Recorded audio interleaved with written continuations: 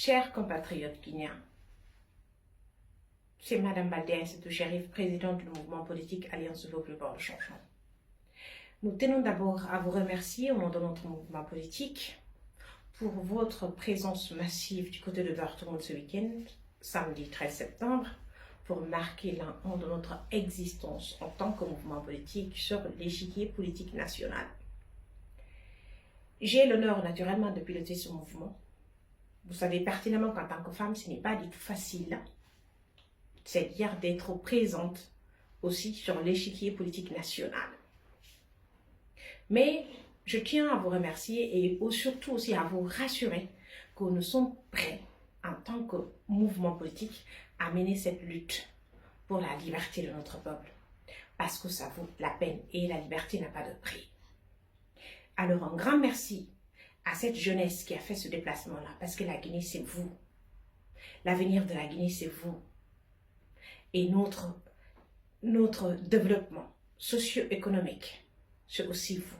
Vous êtes porteur de cette Guinée que nous voulons voir, que nous voulons léguer aux futures générations de notre pays. Vous voyez ce qui se passe actuellement dans notre pays, la Guinée.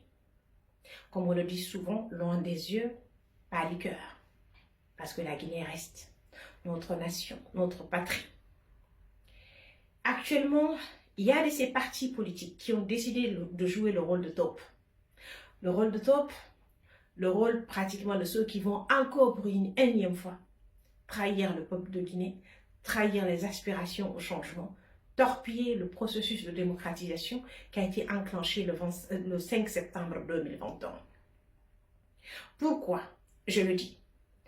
Tous les gens, tous ces partis politiques, tous ces leaders des partis politiques, que ce soit maintenant les partis politiques satellites ou pas, qui sont en train de s'engager à faire une campagne pour le non par rapport à la campagne référendaire, pour soumettre au peuple de Guinée encore une énième constitution qui n'a pas la garantie d'avoir, comment ça s'appelle ça, sacralité, le 21 septembre prochain. Nous voyons que ces gens-là, c'est des habitués du couloir. C'est des gens qui sont en train de faire cette campagne-là parce que, vous savez, dans chaque régime despotique, le despote fabrique ses opposants.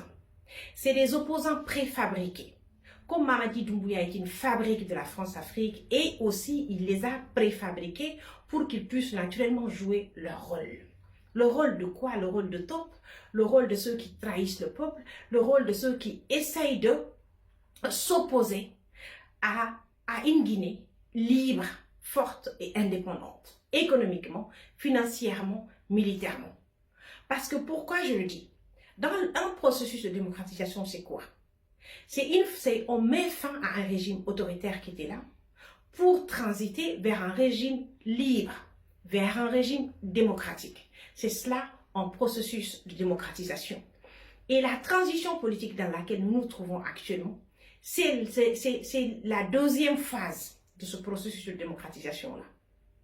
Et nous voyons pertinemment que cette transition politique, qui doit normalement permettre aux Guinéens de jouir de leur liberté, d'avoir le droit de manifester, d'avoir le droit de se mouvoir d'un point A à un point B, d'avoir le droit de s'opposer au pouvoir qui est là, parce que ce pouvoir est devenu démesuré, parce que ce pouvoir est devenu excessif, parce que ce pouvoir est devenu arbitraire.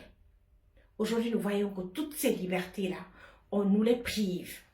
Les médias sont fermés.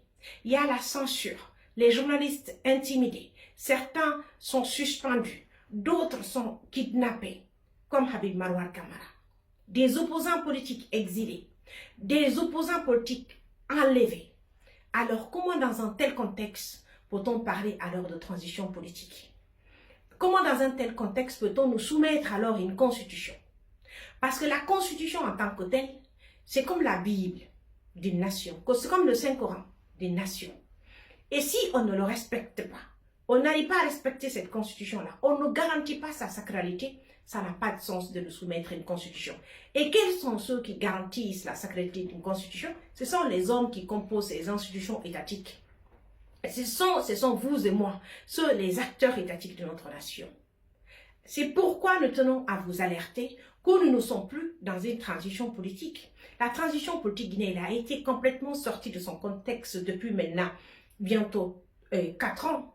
La transition politique guinéenne, comme l'a dit même le CNRD, l'année dernière en décembre lors de leur campagne en Zéro-Corée, ils ont dit que nous ne sommes plus dans le processus de démocratisation, qu'il est bloqué, il est biaisé, nous sommes pratiquement c'est-à-dire dans la refondation.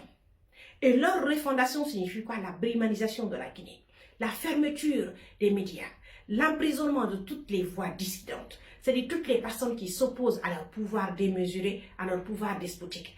Alors, tous ces partis politiques aujourd'hui qui participent à cette campagne, c'est-à-dire de non, rassurez-vous, ce sont des partis politiques non seulement achetés, ce sont des partis politiques préfabriqués, ce sont des partis politiques dont les leaders sont les habitués du couloir.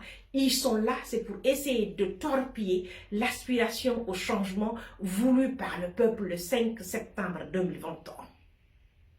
Donc, ne rentrez pas dans ce jeu. Ne soutenez pas un non.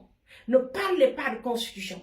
Dans un État aujourd'hui devenu pratiquement un État arbitraire où on est en train de faciliter la birmanisation de notre État en nous imposant un pouvoir france-africain qui, selon nos informations, est en train actuellement de creuser un tunnel qui va essayer de lier le palais présidentiel à l'ambassade de France à Conakry.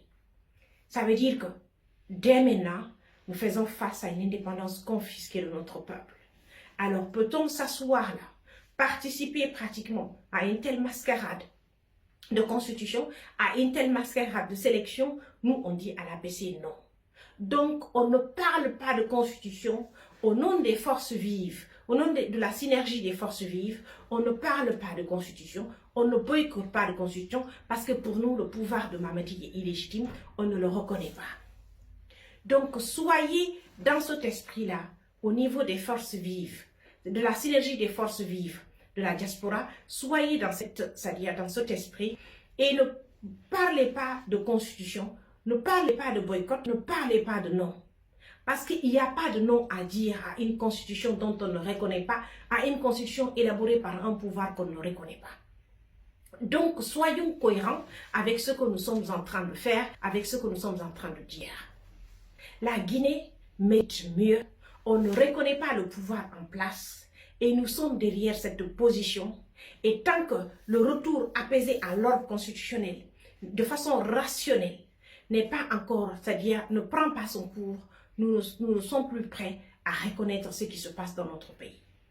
Donc, encore une fois, la synergie des forces vives va manifester comme prévu le 21 septembre un peu partout encore en Europe et nous resterons debout jusqu'à la victoire finale.